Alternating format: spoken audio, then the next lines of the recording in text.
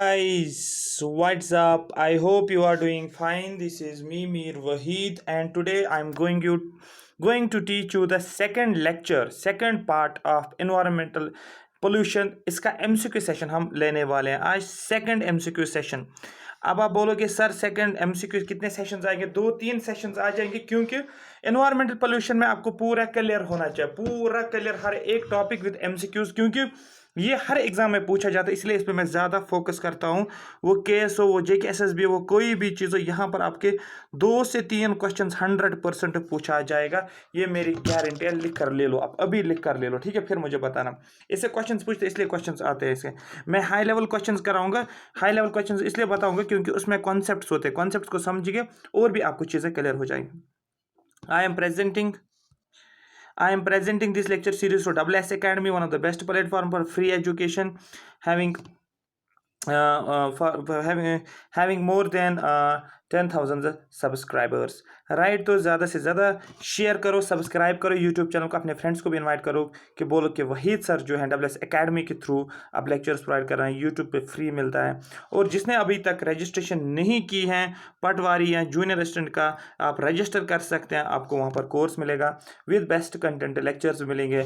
आपको सिर्फ और सिर्फ 599 पे करना है, आपको वहाँ पर लेक्चर्स विद स्टडी मटेरियल और प्रॉपर प्लान और स्ट्रेटजी और प्रॉपर टाइम टेबल के हिसाब से किया जाएगा। राइट, तो चलो हम स्टार्ट करते हैं आज का सेशन जो होगा। ठीक है, तो आज के क्वेश्चंस मेरे मोस्ट इंपॉर्टेंट क्वेश्चंस माने जाते हैं, जो मैं खुद सर्च करता हूं, जहां जैसे मुझे दिखता है कि इंपॉर्टेंट क्वेश्चंस हैं वो मैं लेकर आता हूं आपके सामने। और दूसरा, मैंने बहुत सारी PDFs भी जो है आपको टेलीग्राम ग्रुप में शेयर किया हुआ है, जिसने अभी तक वो नहीं देखा आप देख लो, जो जो PDF आपको चाहिए उसका प्रिंट ले लो और पढ़ाई करो। ठीक है, तो आज का पहला क्वेश्चन जो आपके स्क्रीन के ऊपर है, that is the which of the following is the test to determine the amount of oxygen needed to oxidize all pollution matter, all polluted matter material। बोला जाता है इसमें से कौन सा टेस्ट किया जाता है, ठीक है, जिससे हमें यह पता चलता है कि कितना ऑक्सीजन हमें चाहिए होता है जब भी हमारे पास जो पोल्यूटेंट्स होते हैं, पोल्यूशन होता है, एक वाटर बॉडी का पोल्यूशन होता है, और उस वाटर बॉडी में हम क्या देखते हैं कि कितना ऑर्गेनिक मैटर उसमें होता है, उस ऑर्गेनिक मैटर को कितना ऑक्सीजन लगता है कि उसको डिकम्पोज करने के लिए। लेकिन यहाँ पर बोला जाता है ऑल, ऑल यहाँ पर की वर्ड है, सभी, मतलब बायोडिग्रेडेबल भी होता है उसमें और नॉन बायोडिग्रेडेबल मटेरियल भी होता है। उसको कितना ऑक्सीजन की जरूरत पड़ती है उसको ऑक्सीडाइज करने के लिए, उसको आप क्या बोलते हो? क्या वो बायोलॉजिकल ऑक्सीजन डिमांड होता है, क्या वो केमिकल ऑक्सीजन डिमांड है, क्या वो बॉटनिकल ऑक्सीजन डिमांड है, क्या वो फिजिकल ऑक्सीजन डिमांड है? देखो, ना तो कोई चीज बॉटनिकल होता है ना तो कोई फिजिकल ऑक्सीजन डिमांड होती है, बात खत्म। बचा बायोलॉजिकल। मैंने आपको पहले ही बोला था बायोलॉजिकल ऑक्सीजन डिमांड जो होता है, जिसको बोला जाता है biochemical oxygen demand, biological oxygen demand बोलो या बायोकेमिकल ऑक्सीजन डिमांड बोलो, ये एक ऐसे ऑक्सीजन डिमांड होती है इसमें हमें ऑक्सीजन की जरूरत पड़ती है टू डिकम्पोज ओनली बायोडिग्रेडेबल। लेकिन केमिकल ऑक्सीजन डिमांड में हमें ऑक्सीजन यूज होता है to decompose all the organic matter, मतलब बायो प्लस नॉन बायोडिग्रेडेबल। इसका ऑप्शन क्या होगा यहां पर? ऑल पोल्यूटेड मैटर, मतलब ऑल ऑर्गेनिक मैटर जो होता है वो हो गया chemical oxygen demand. I hope ये आपको समझना है। BOD जिसको बोलते हैं, तो BOD जिसको बोला जाता है, और दूसरा जो होता है COD होता है।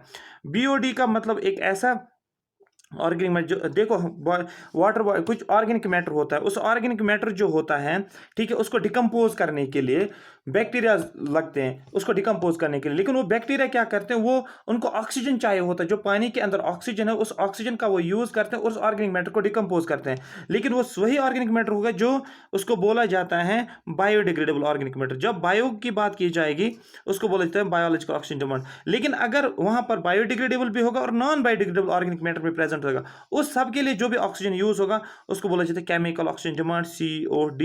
यही लिखा भी है यहाँ पर, मैंने पहले बोला था मैं हाई लेवल के क्वेश्चंस ले लूंगा। इसके पीछे रीजन ये है कि जब आप इस टाइप के क्वेश्चंस पढ़ोगे तो इस टाइप के क्वेश्चंस से आपको जो है कॉन्सेप्ट्स क्लियर हो जाएंगे हाई लेवल क्वेश्चन से। Chemical oxygen demand is the measure of amount of oxygen necessary to oxidise all the pollutants present water. जितने भी पोल्यूटेंट्स वाटर में प्रेजेंट होते हैं उनको ऑक्सीडाइज करने के लिए जो भी ऑक्सीजन हमें लगता है उसको बोलते हैं हम chemical oxygen demand. The value of chemical oxygen demand is much higher as compared to biological oxygen demand. Biological oxygen demand की जो होता है और chemical oxygen demand जो होता है, chemical oxygen demand हमेशा ज़्यादा होता है as compared to किससे? BOD। ये क्वेश्चन पूछा गया है, हाँ, ये क्वेश्चन पूछा गया है, दो हर एग्जाम में पूछा जाता है कि केमिकल ऑक्सीजन डिमांड जो है ये ज़्यादा है, ये कम है, आपको बोलना है सर केमिकल ऑक्सीजन डिमांड ज़्यादा है। अब आप बोलोगे सर ज़्यादा क्यों है, ये इसलिए ज़्यादा है क्योंकि यहाँ पर बायोडिग्रेडेबल ऑर्गेनिक मैटर भी और नॉन बायोडिग्रेडेबल ऑर्गेनिक मैटर को डिकम्पोज करने के लिए ज़्यादा ऑक्सीजन की जरूरत पड़ती है। एक और क्वेश्चन है, how is the value of COD compare to BOD।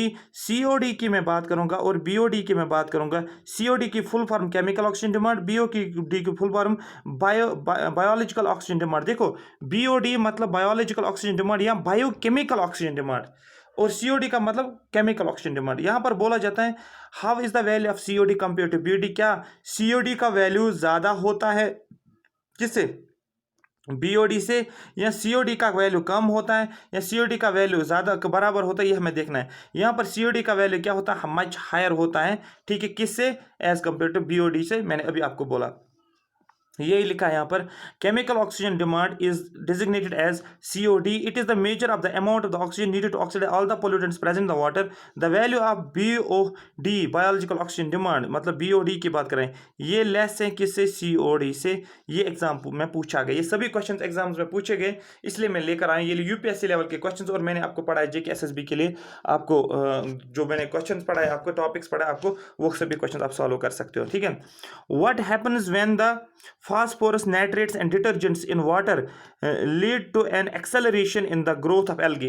क्या होता है जब फास्फोरस की बात की जा रही है, नाइट्रेट्स की बात की, या डिटर्जेंट्स जो होते हैं वो पानी के साथ मिल जाते हैं, उसके बाद क्या होता है, एल्गी की ग्रोथ हो जाती है। उस प्रोसेस को क्या बोलते हैं, अब जब एल्गल ग्रोथ होता है पानी के अंदर, किन की वजह से, फास्फोरस की वजह से, नाइट्रेट्स की वजह से, डिटर्जेंट्स की वजह से। और ये क्वेश्चन पूछा गया JK SSB में, ये माइग्रेंट्स का क्वेश्चन पूछा गया था। आपको बोलना है सर इसको बोलते हैं हम यूट्रॉफिकेशन बोला जाता है। आ रही बात समझ, यूट्रॉफिकेशन, उसकी वजह से फिश क्या होती है, फिश डिक्रीज हो जाती है। यहाँ पर इसने इंक्रीज लिखा है, मतलब ये प्रोसेस एक्चुअली बोला जाता है यूट्रॉफिकेशन का प्रोसेस। यही लिखा है the excess richness of nutrients that is phosphorus, nitrates and detergents. ये एग्जाम में पूछा गया कौन कौन किस किस ये न्यूट्रेंट्स की वजह से क्या होता है यूट्रॉफिकेशन। आपको बोलना phosphorus, nitrates and detergents in A lake or any other water body that leads to the acceleration in the growth of algae, and the natural aging of the lake is known as eutrophication। excess algal growth deoxygenates water, leads to death of the aquatic life। aquatic life की death हो जाती है, यहाँ पर क्या होता है, oxygen level की कमी हो जाती है। What happens when water is deoxygenated due to algal growth। क्या होता है, बोला जाता है जब algal growth होती है, ठीक है, water is deoxygenated, वाटर जो होता है वो डिऑक्सीजनेट होता है, वाटर में ऑक्सीजन नहीं होता है, क्योंकि आपको पता है algal growth जब होता है तो सनलाइट ट्रैप हो जाती है, सनलाइट जो होते हैं प्लांट्स तक नहीं पहुंच जाती, वहां पर ऑक्सीजन जो होता है रिलीज नहीं होता है, मतलब ऑक्सीजन डिमांड जो होती है वो बढ़ जाती है, लेकिन डिजॉल्व्ड ऑक्सीजन जो होता है वो रिड्यूस होता है, जिसकी वजह से क्या होता है, फिश की लाइफ खत्म हो जाती है। Increase in number of fishes, ये तो बिल्कुल नहीं होगा। Increase in number of aquatic plants, हाँ एक्वेटिक प्लांट्स का ग्रोथ बढ़ जाता है। यूट्रॉफिकेशन, डेथ, ठीक है, यहां पर बोला जाता है जब अलगल ग्रोथ बढ़ जाता है तो क्या हो जाता है, ठीक है,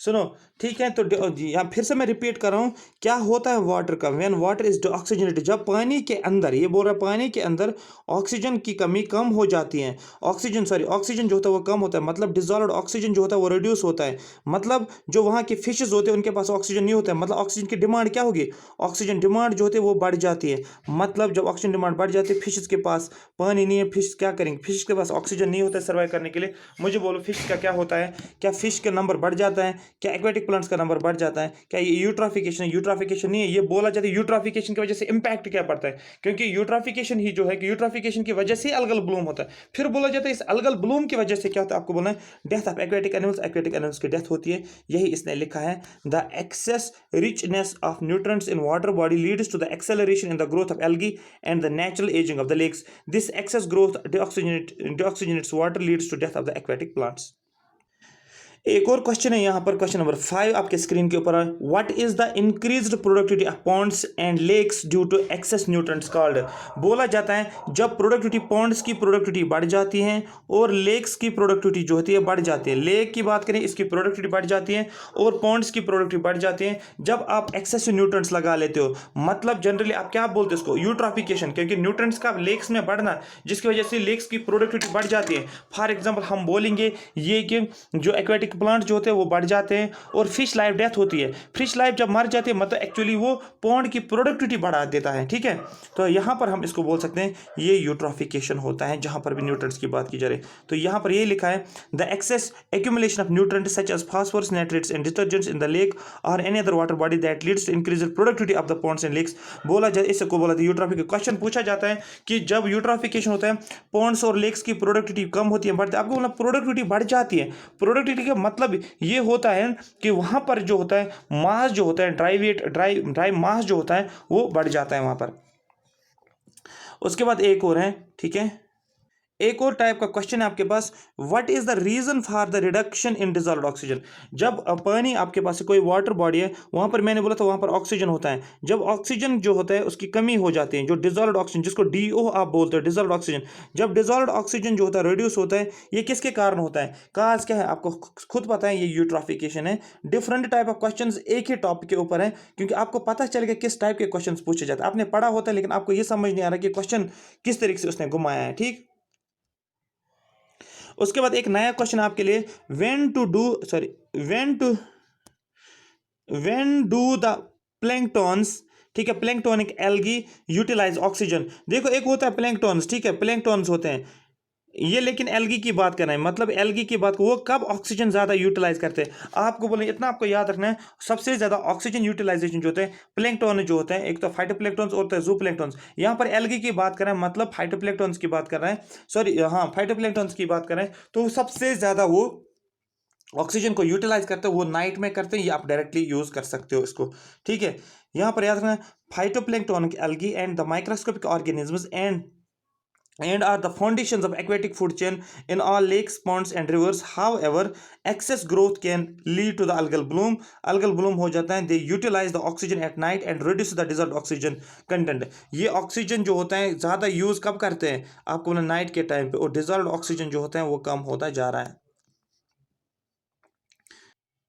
एक और क्वेश्चन है यहाँ पर, what is the reason for choking of surface of any pond and lake. बोला जाता है यहाँ पर देखो ये हमारे पास क्या है, ये एक वाटर बॉडी है, फॉर एग्जांपल यहाँ पर पानी है, लेकिन ये क्या होता है, ये सरफेस जो होता है ये पूरा बंद हो जाता है यहाँ पर इस तरीके से, यहाँ पर ये सरफेस जो होता है पानी की सर अंदर तो पानी है लेकिन ये सरफेस चोक हो जाता है, मतलब जब सनलाइट आ जाती है वो पानी के अंदर नहीं पहुँच जाता है, वो यहाँ पर ये ट्रैप हो जाता है। क्यों? क्योंकि सरफेस पे कुछ चोकिंग हो जाती है, सरफेस के कुछ ऐसी लेयर बन जाती है जो कि पानी को लाइट को अंदर नहीं आने देता है। उसको क्या बोलते हैं आप, उसी को बोला जाता है अलगल ब्लूम। ये आपको याद रखना है। एक रेड टाइड होती है, सरफेस के ऊपर क्या बनता है, ये बनता है एक जो पानी की सरफेस के ऊपर एक लेयर बनती है जिसको अलगल ब्लूम बोलते हैं। और ये एक्चुअली किसका काज होता है, इफेक्ट किसका होता है, ये न्यूट्रेंट्स के वजह से होता है जिसको यूट्रोफिकेशन बोलते हैं, और eutrophication leads to algal Bloom.